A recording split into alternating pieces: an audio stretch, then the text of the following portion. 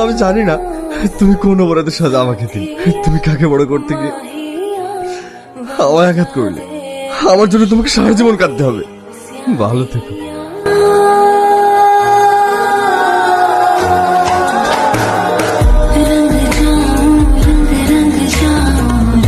কিরে, এখানে বসে কি করছিস? এসব ভেবে এখন কি লাভ বল? আমার সঙ্গে চল, তোকে একটা জায়গায় নিয়ে যাব। ওখানে গেলে তোর মনটা ভালো হয়ে যাবে। এটা চোখ বুজে মেরে দে, দেখ আলাদা একটা ফিল আসবে।